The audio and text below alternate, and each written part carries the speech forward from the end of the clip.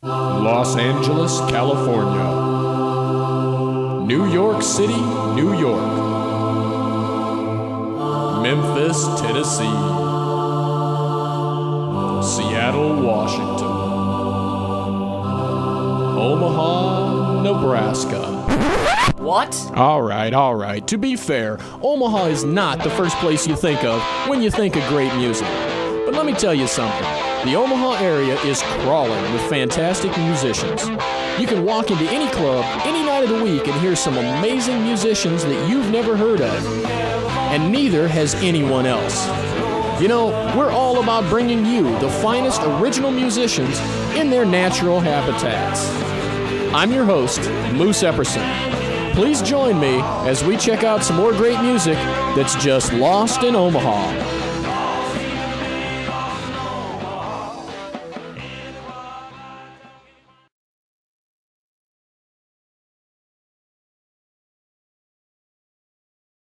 All right, Jim, thanks for joining us on Lost in Omaha. We really appreciate you coming in. You're welcome.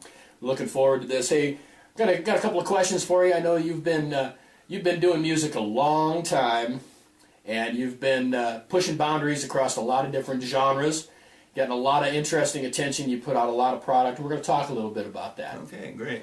Cool. Well, what I want to ask you first of all is pretty much when and where did all of this start? I started playing guitar in high school, and I was playing Jimi Hendrix at prom dances, in which I should have been playing My Girl. After the Army, I was in a couple country bands, but I was writing a lot of my own music, and a friend of mine got a TAC 4-channel machine. And he was already recording, so he asked if I wanted to buy it. I did, and I started recording in 1977 with a drummer named Herb Hill.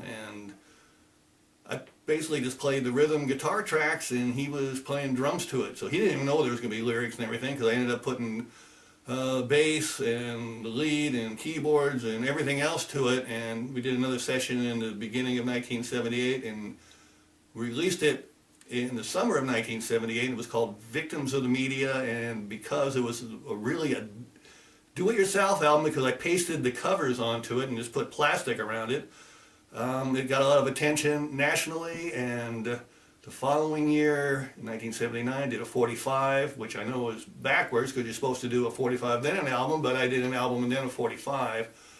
And I still had Herb playing on it, and I had a friend, Brad Krieger, playing on it, and that would have been the original Crap Detectors. And after that, 1980, I got some people to put together a live band and also a recording band, and started to do, I would say, an album a year from 1980 to 1985. During that time, I got a letter from a guy named Jello Biafra, who wrote to me because he had gotten Victims of the Media. He bought it in Portland because I did get national distribution. And he started writing to me, and from that point I would write him back, and we've been pen pals ever since. Your thought and your flow and your actions speak louder than words. Where you hide in your life? You never have to know. So you're thinking that it's not for show. Now the figures when it's there is low. I don't think it's a go. I don't think I know. I don't think I know. Don't think I know. Don't think I know. I don't think I know.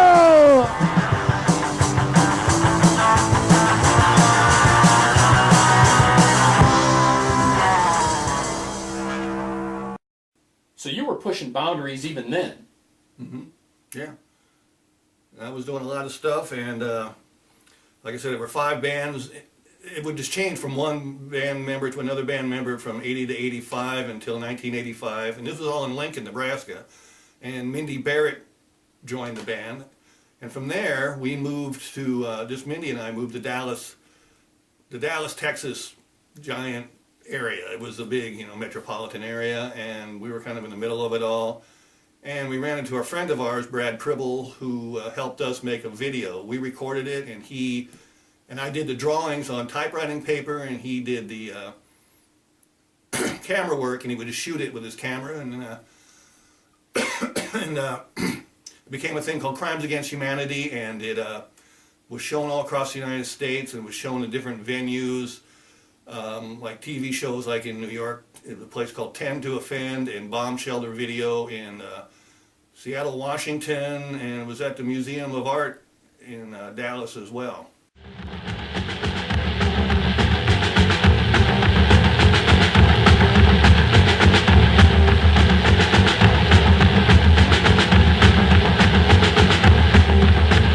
Crimes against humanity, crimes against humanity, come with all humanity, here's your new insanity.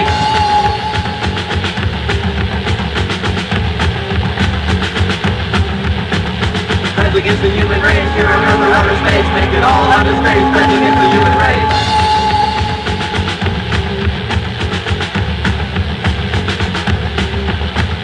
Crimes against humanity, reinforce duality, crimes against humanity, brings a new insanity.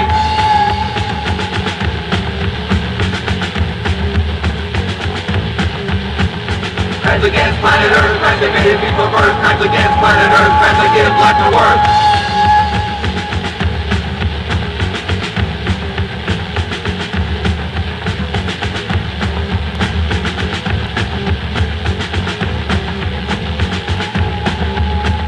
Crimes against all human beings, crimes committed so obscene, crimes committed every day, crimes committed every way.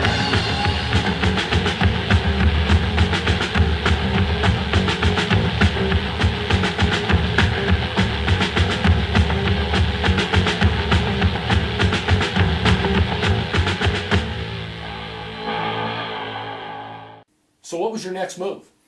So we found Pete, the bass player, in Dallas, and we started playing live a lot down there. And if you've ever lived in Texas at that time, guitar playing was a real big thing. So I was just expanding on my guitar playing quite a bit, and we just did live shows all the way through our time in Dallas. And then from there, we ended up moving to Seattle, Washington.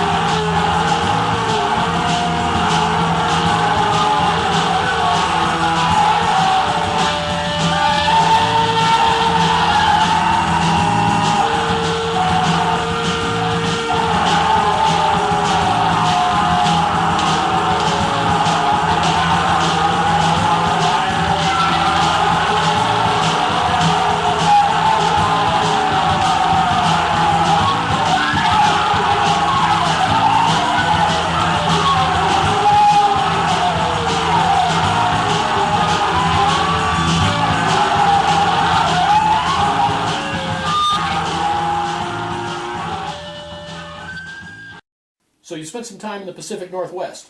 I was there for about 9 years, maybe 10, but we were there for a long time, and we got there right before the grunge revolution, and I was putting up crap detector posters over top of bands like Soundgarden and Nirvana, because at the time they were just regular bands like the Crap Detectors. They did not have record deals, and so there's only maybe 3 bars to play in Seattle at the time, which grew really huge at the time after Nirvana got a record deal. And when we were playing there, whatever we played after we were there a couple of years, we would be introduced as the legendary Crap Detectors, and we ended up getting Andrea to play bass with us, and it was just kind of a real good deal, and I thought Seattle was a lot of fun.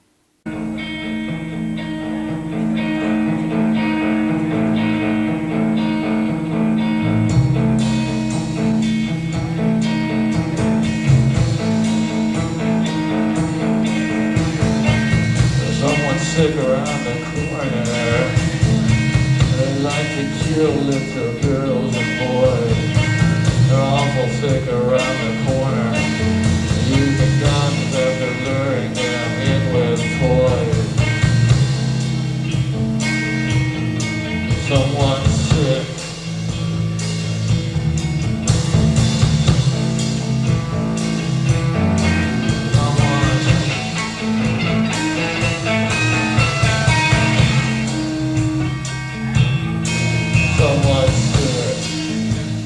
What the big fuck?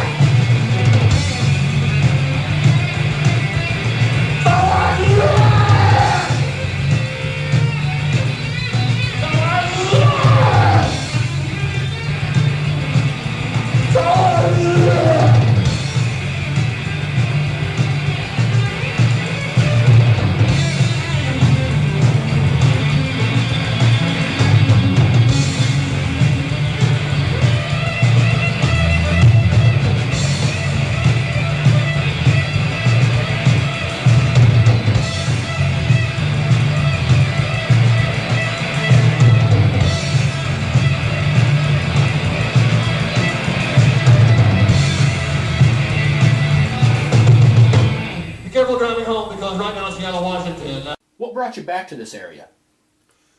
Well, let's see. Mindy decided not to do the music anymore in 1989, and so I thought I'd come back to Nebraska and hooked up with some real good friends of mine in Lincoln and started doing the Joe Jacobie band, and we started playing a lot of music around like in the Zoo Bar and Duffy's and just having a lot of fun in Lincoln.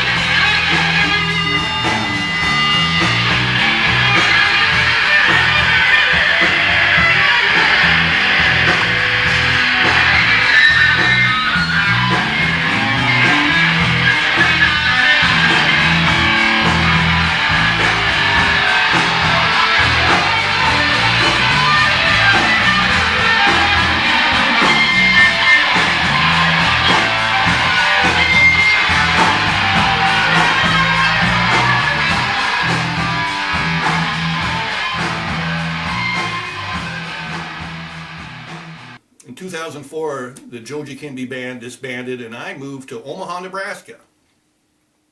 And I just did a lot of solo work from 2004 to 2008. I just thought I had the need to really learn how to do recordings, and so I just kept putting CDs out, learning what I was doing with that. And in 2008, I put out the 30-year anniversary of the Crap Detector's first release, and it had liner notes by a guy named Jello Biafra. And it was just a lot of fun to do. And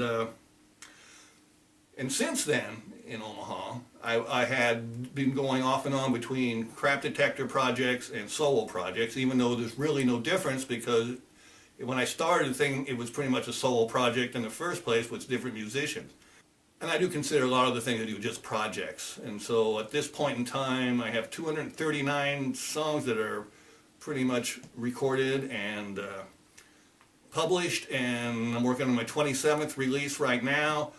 And I did do some live things in Omaha because I was looking for musicians that were in other bands. That what I was really needing is somebody that was not going to cross into Crap Detector territory, but do their own music, but just do maybe about 4 gigs a year and do it around here and just play maybe 12 of the older songs. And I still would call it the Crap Detectors. And since, you know, I was the original Crap Detector, it didn't matter, I guess, who was in it and who wasn't in it.